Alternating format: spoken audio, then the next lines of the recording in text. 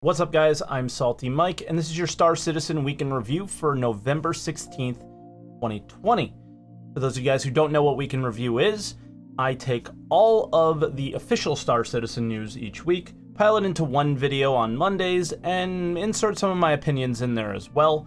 Also, I do live stream on twitch.tv/SaltEMike every day but Monday, so I can get this video out for you guys. So if you want to stop by, say hello, have a conversation with me, feel free to do so. Moving into the video, we are starting out with some patch notes. We had a few PTU patches. We had 3.11D, which was just some minor fixes. To be honest, nothing really of note here. A server crash and a client crash. Then 3.11.1E on the PTU. That was kind of the bigger one. There was quite a few bugs and crash fixes here. But the main thing was that content creators, Evocati members, and I think Wave 1 members had access to the Mercury Star Runner to check out on the PTU. Somewhat controversial because people who did purchase the ship did not have access to it. This happens every time a new ship comes out. I sort of gave my opinions on this on my live stream. But yeah, I mean, I think players who have access to the ships, should be Evocati people, because the whole point of this is to bug fix it, not really to make content with it. But content creators also do benefit from getting ships early, so they're able to make content with it and stuff like that. So I don't have a very strong opinion here, other than you've waited a year or more for this ship. What's a few more days? That's kind of how I feel about it. But in general, I think the ship looks really awesome. I did do a tour of it on the YouTube channel here, so I'll leave a link in the top right so you guys can check that out. Then we had 3.11.1F, which was, again, some more bug fixes. Carrack turrets are not a death trap anymore, which is really nice. Grenades should have their AR arc that we saw in ISC, and basically a lot of Mercury Star Runner fixes, because that was the point of giving it in the PTU, right? Moving on, we did say we were going to go over the Squadron 42 monthly report the following week when they put it on the website, and they did. Most of this monthly report does align with the PU report that we went over last week, that, a lot more in depth. So I'm only going to touch on two things here. The first one is a little bit spoilery, so I will leave a timestamp on the video for when you should skip to right now. So yeah, AI Combat, they gave us a video update of what the Vandal look like in-game using melee attacks. You could see how big they are, their scale. It is very cool, and I'm much more excited for Squadron 42 just by seeing something like that. Then the only other one that I wanted to point out was engineering. There was the discussion of the FPS radar being worked on, and if you didn't catch it a couple weeks ago, I think only one person in the comments caught it on the ISC update of the Aegis UI. They did show what looked to be an updated FPS radar / minimap, which looks pretty neat. Then moving on to roadmap updates. For roadmap roundup, 3.12 had a couple things added to its cards. So Stanton planetary system improvements, just generally changing how they paint the planets again, except they're doing it based on climate data. I did always find it kind of weird on a planet like Microtech, where the equator wasn't, like the entire equator wasn't that temperate climate. So yeah, it was a little bit weird. They're doing some organic shader stuff as well, and these updates will only be coming to Hurston, Microtech, and then for moons, Yela, Selen, Daymar, Walla, and Lyria. So we'll see how that goes, and if it ends up being kind of cool once 3.12 drops. The big one here was Reputation version 1. So we spoke in depth about this on Answer the Call. Again, I'll put the link up in the top left here, which we did yesterday. And I did put it up a bit late, I apologize. So, in short, this is just basically an update that says you have missions that you completed, and we are going to carry that reputation of completing those missions or failing those missions between patches. So it's like more, they pulled it out of the game and put it onto a service like insurance and things like that that persist between the server that you're on, as well as the patches that we're in. Now, what this should do in this post, they said, is it should allow for mission chains. And one of the things that we expected, I believe it was in 3.10, was the Arlington Gang missions. And the end of that mission, you battle an Idris, right? So this was, I think, the Miles Eckhart chain. And Rudo has always had a chain, but it just, these mission givers are incredibly buggy. So hopefully this work that went into Reputation, also work went into making these mission givers actually work. So I'm really excited for this. And lastly, they started to add missions that unlock tougher ones. So you kind of have to complete the easier ones first, and hopefully this opens up reasons to complete some of those more easy, tedious missions to get more value later on in the game. Then video updates for Inside Star Citizen. We got a refining update. We will not skip much of this, so basically I will be clipping out most of the video for this little update here, because I think it's the major thing being added into the next patch, so I want to spend some time on it.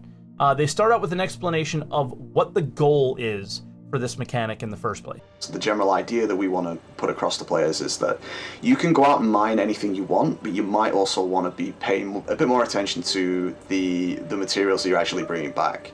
The refined versions of these materials, which would be more valuable and sell for more than the basic raw materials that you were getting from the asteroid in the first place. And the idea here is to just simply give more options, and clearly more synergy between the other gameplay mechanics that we currently have functioning, which is the only one really is cargo hauling, right? So mining and cargo hauling are now getting tied together. More importantly, this could give the materials that you would usually skip while mining, maybe something like a titanium, a lot more value when it becomes refined. So you might actually choose to mine it over a medium-sized agricium rock if you don't have a lot of inventory left or something, right? Next, we get a nice explanation about the process and how it will work in the game. When you create your job, you will toggle the refine or discard on each individual material in the cargo hold. And what this will allow you to then do is select the processing type that you would typically want to choose, and you can click the Get Quote button. And what this will do is it polls our backend systems and the refinery system itself to determine the current cost and price and duration of that job in the universe at that exact time. The numbers that you're seeing here as well, the cost of the jobs, the yield that you're getting out, the value of what these materials will end up being ultimately when the patch is released, are subject to change. They're currently going through several balancing passes and are not final, so please no one freak out. Everything you see in ISC is work in progress. Jared made me say this. Now, a nice and very important caveat in the end there, because the UI still is clearly not finished. But yeah, did you see that there were different processes that seem to cost different amounts and have different times to complete? I thought that was kind of cool, so looking forward to seeing which one makes the most sense and min-maxing that.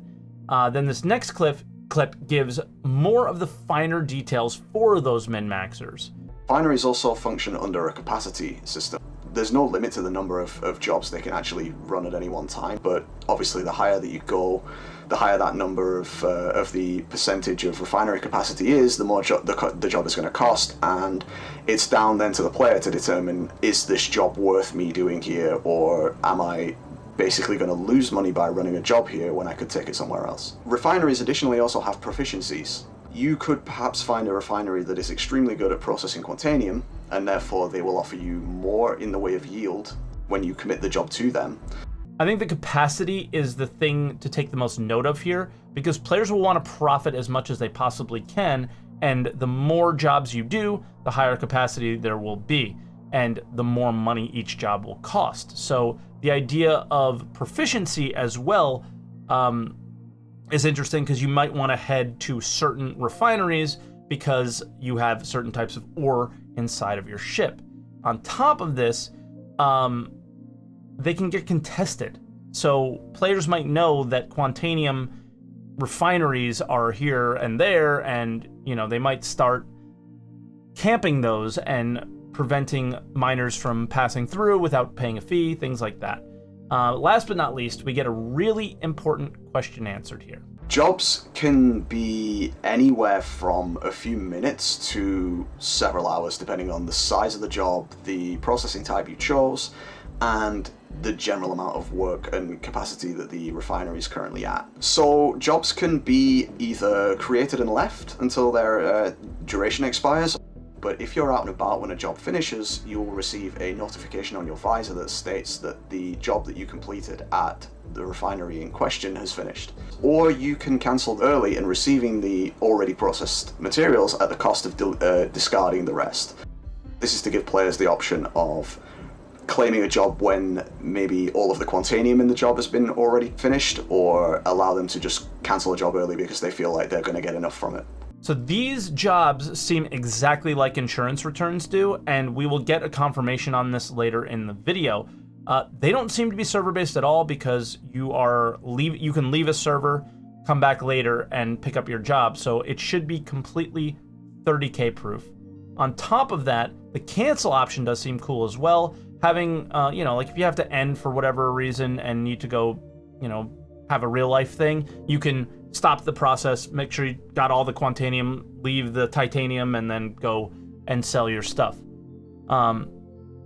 Also note that the ship you were collecting the material with is different from the mining ships that you drop the ore off with. This is the biggest thing here. And the reason I say that is because this is what ties mining and cargo hauling together. Prospectors still, and moles still cannot drop their ore bags for cargo haulers to pick them up and bring them to a refinery, but they can bring refined ore, and then a cargo hauler can take the unrefined ore, and the cargo hauler can take the refined ore and sell it later. As a matter of fact, it has to be a cargo hauler, which I find to be very cool, and I'm super excited for this. They also did a weapon zeroing featurette. Basically, we have 3 scopes that can take advantage of this tech, and Johnny starts out with the first type in this clip. There are 3 different types of scopes with zeroing on. So we have the most basic version of the scope, which is just the zeroing scope, is generally, I think, will be picked up by more experienced players who kind of know combat ranges that they're going to be in. They can set their scope to that and not have to worry about it anymore. So say if you're in the Crossroads of Crime map in Theatres of War, your engagement distance is roughly 100 meters generally. You can set your scope to that and not have to worry about it again, and it's no faff. Now, this standard type is exactly what I would expect. You look at a person that you want to shoot at, and you estimate how far they are, 0 based on that, and fire. The next clip shows 2 other scopes and what they can do. The next version up is essentially that with a bit of assistance with the rangefinder. So this will be better for kind of, I guess, environments that you're less familiar with, but you still want that personal control over where you're setting your zeroing distance to. So if you're sitting out on a hill on a planet somewhere, you know that people are going to be getting out of their ships at this station and you want to take them out, then you can set your zeroing distance to that distance with the assistance of the rangefinder, and you don't have to worry about it again, you don't have to change it. The auto zeroing is probably the most user-friendly version, especially beginner-friendly version, is because you don't really have to worry about obviously cycling through the ranges yourself, and you can just look at your target. The only downside to that is if you are looking at a target and you accidentally look past it when you hit the auto zero button, you might zero to a distance a bit further away or a distance that's a little bit closer. So it can be a little bit more error prone than the other 2. So there are certainly upsides and downsides to all of the options. All right, these next 2 I'm less okay with. They almost feel like auto gimbal for sniper rifles in a way, that when auto gimbal was overpowered. And the reason being is because you're only still utilizing 1 slot for your scope, but gaining all these advantages from it. What I'd like to see and have a proper trade-off with is having the rangefinder or this auto rangefinder on a separate slot, like maybe where the flashlight and lasers go, like underbarrel slots, things like that, to give it that proper trade-off. I feel like it's giving you too many advantages with almost no trade-offs. They tried to say that there was a disadvantage where the auto rangefinder might mess you up if you overshoot it and things like that. But yeah, I just think the main thing is that the rangefinder should be on a separate attachment, and I think that would make a lot more sense for me. Moving on to other updates, we had the cosplay contest winners, and these were amazing. So yeah, these guys are incredibly talented, and I really wish we got to see the cosplay contest at CitizenCon this year. Very much looking forward to it whenever we are able to. Subscriber promotions, these silly Nerf guns. I think what these told me was that I really take this game way too seriously sometimes, or actually most of the time. And I think the Nerf gun thing is quite funny. The only thing I wish was that the darts would like stick to things. So just like imagine leaving darts stuck on NPCs and then, you know, other players walk in and see NPCs with darts stuck to their faces. I think that would be really funny. We also had a lore post, the Battle of Fabela, which is another old lore post from Jump Point. They've done this the last 3 weeks.